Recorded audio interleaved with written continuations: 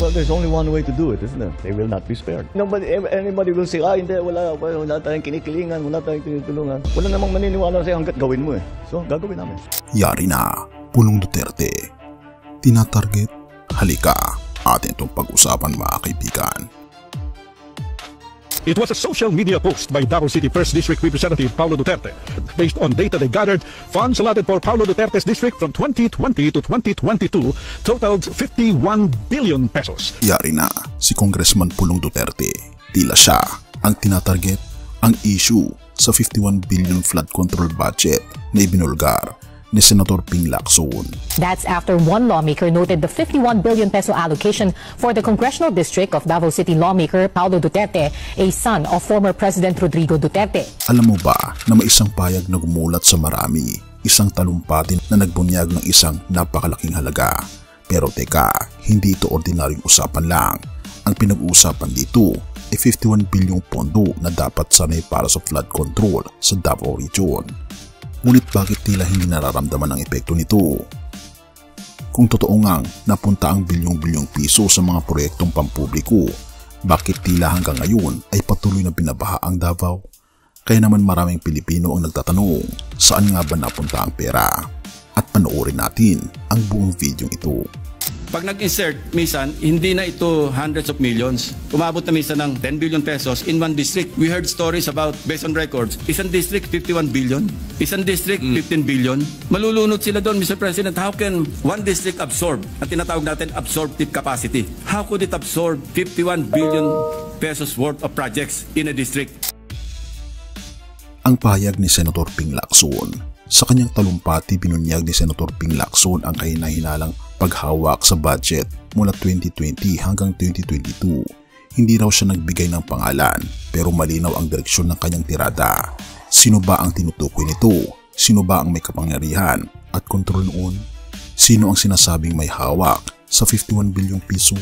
Kasi alam naman natin talaga naman naging issue 51 billion ni Pulong Duterte. Saan nga ba niya nadala ito? Hindi naman confidential function para sabihin confidential in nature yan. So January 24, 2024, DPWH confirms 51B allocation to Paulo Duterte's district in last 3 years of Duterte's term. Ang laki. Mga ka-clear. Hindi ba? Hinahanap ni BP Sara. Bakit ganun kalaki yung utang? Kasama yan sa utang. Ang mga baha sa Davao. Habang ang ibang rehiyon ay nakakaranas din ng baha, kakaiba raw ang tindi ng pinsalang dala nito sa Davao. Mga kalsadang lubog, mga bahay na winasak ng rumaragas ng tubig at mga pamilyang nawala ng tirahan. Kung tutuusin, may pondo naman pero bakit parang wala? Kaya tuloy mas lalong dumadami ang haka-haka. Sino ang nasa likod nito? Ayon sa sinasabi ng unofficial PBBM site, Davao City 1st District Representative ang may kontrol sa pondong iyon. Hindi binanggit ang pangalan pero tila alam ng lahat kung sino ang tinutukoy. Kahit habang ang mga residente ng Davao ay patuloy na lumulusong sa baha, may mga nagtataka nasaan na nga ang pondo na dapat ay panangga sa tubig. At ito ang malaking tanong, kung totoo ngang kinurakot o napunta sa bulsa ang 51 bilyong piso, sino ang dapat managot? At kung sino man ang tinutukoy ni Senator Lacson, paano ito makakaapekto sa politika sa Mindanao? Lalo na sa isang kilalang pangalan sa Davao, ang mga Duterte. Ang tanong, totoo ba na si Pulong ito? At totoo ba ang mga paratang sa kanya? At totoo ba na siya ang tinutukoy sa video ito? Ikaw na ang humusga kaibigan. Roma 5 verse 8. Ngunit ipinadama ng Diyos ang kanyang pag-ibig sa atin nang namatay si Kristo para sa atin noong tayo makasalanan pa. Mga kaibigan, hindi bilyon ang sukatan ng tunay na pamumuno. Hindi rin ito nakikita sa kapal ng kabaan ng bayan na nauubos, kundi sa handang mag-alay ng sarili para sa kapakanan ng iba. Gaya ng ipinakita ng ating Panginoon. Kahit habang pinag-uusapan natin ng 51 bilyong nawawala, itanong din natin sa gitna ng lahat ng kaguluhan, paano kung may papakita ang tunay na pagmamahal at malasakit na ipinakita sa atin ng ating Panginoon Kristo? Purihin ang ating Panginoon Diyos at tayo manalangin. Ama naming Diyos na makapangyarihan sa lahat, tunay nga po na kayo po ang Diyos na kung saan nakikita at nalalaman ang lahat ng mga lihim. Tulungan niyo po kayo Panginoon na mamuhay lang sa tama. Ikapamuhay po namin ang inyong mga salita at sundin niyo mga utos. Tulungan niyo po kami, Panginoong, maging tapat. Lalong higit, turuan niyo po ang mga namumuno sa aming bayan na sila rin ay maging tapat. Hindi lang sa tao, kundi sa aming Panginoon Diyos. Aming pong ipinapasakop ang aming buong puso sa inyo at pakalinisin po kami o aming Panginoon Diyos at patawarin sa lahat ng aming mga pagkukulang at pagkakasala. At salamat po sa aming Panginoon Kristo na siyang nabayubay sa krus upang kami po, Panginoon, ay karapat-dapat na maging anak po ninyo. At salamat din po sa pagtinig ng aming mga panalangin sapagkat ito po ang aming samot hiling sa matamis na pangalan ng aming Panginoon Jesus. Amen.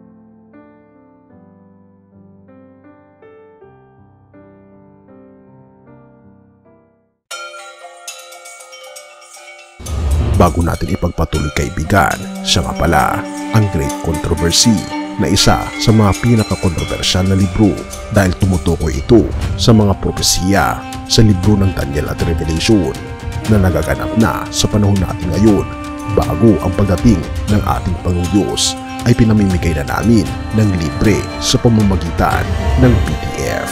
At ito ay nasa limited lamang na panahon, kaya i-click mo sa description sa baba upang ma-avail mo, kaibigan, ang napaka-importanteng libro ito na magbubukas sa iyo sa mas maliwanag mong hinaharap. Purihin ang ating Panginoong Diyos at tayo magpatuloy.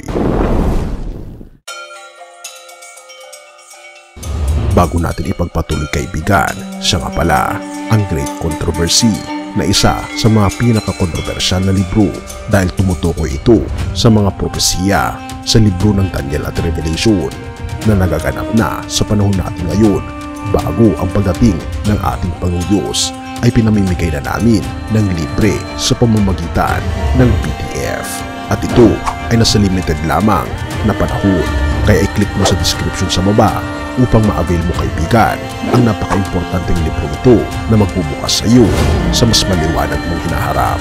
Purihin ang ating Panginoong Diyos at tayo magpatuloy.